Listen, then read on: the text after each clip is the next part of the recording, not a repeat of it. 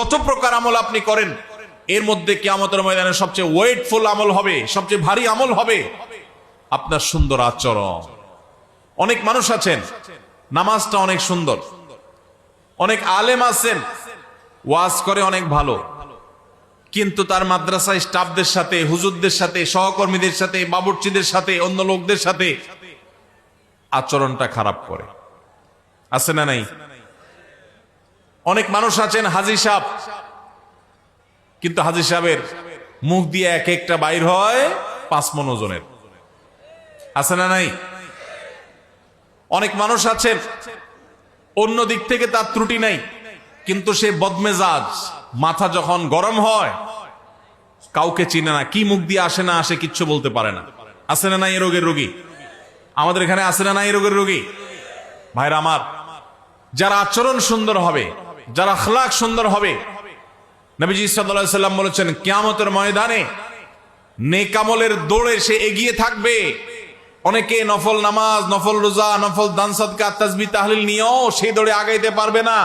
শুধুমাত্র যে ব্যক্তি কারোর সাথে আচরণ খারাপ করবে না, নিজের আখলাকটা ভালো করবে, অহংকার করবে না, বিনয়ী হবে, গর্ব করবে না, দম্ভ দেখাবে না, বিনয়ী হবে, মাটি হয়ে থাকবে, যে ব্যক্তি মানুষের সাথে গালমন্দ করবে না, মানুষের সাথে দুর্ব্যবহার করবে না, মানুষকে অপমান অপদস্থ করবে না, কারো ভুল হলে সুন্দরভাবে শুধরাবে, এই উত্তম আচরণের দুর্ভিক্ষ চলছে।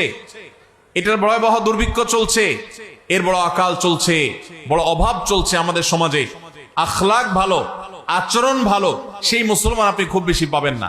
দাঁড়িয়েলা মুসলমান পাবেন, বোরকা পরেন সেরকম বোন পাবেন, কিন্তু সেই বোন স্বামীর সাথে, শ্বশুরের সাথে, সন্তানদের সাথে, যারদের সাথে, অন্যান্য প্রতিবেশীদের সাথে আচরণ করতে গিয়ে নিজের মুসলমানিত্ব ভুলে যান। মুসলমান কখনো রূঢ় আচরণকারী হতে পারে না। নবী করিম সাল্লাল্লাহু আলাইহি সাল্লাম জান্নাতি লোকদের মার্কা বলেছেন, জাহান্নামী লোকদের আলামত বলেছেন। তিনি বলেছেন জান্নাতি লোকদের মার্কা হলো প্রত্যেক সেই লোক, যে লোকটা বিনয়ী থাকে, যে লোকটা নিরহংকার থাকে, যে লোকটা নিরীহ থাকে, আর যে খুব দম্ভ করে, উতুল্লিন জাওয়াজিন মুস্তাকবির, যে ব্যক্তি গোয়ার কিসিমের হয়, সবাইকে দমায়া রাখে, কাউকে সাইড দেয় না, অহংকার করে, তার দাপটের চোটে কেউ টিকতে পারে না।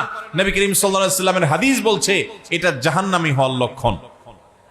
আল্লাহ তাআলা আমাদের সবাইকে এই দুরাচরণ থেকেও বেঁচে থাকার তৌফিক দান করুন।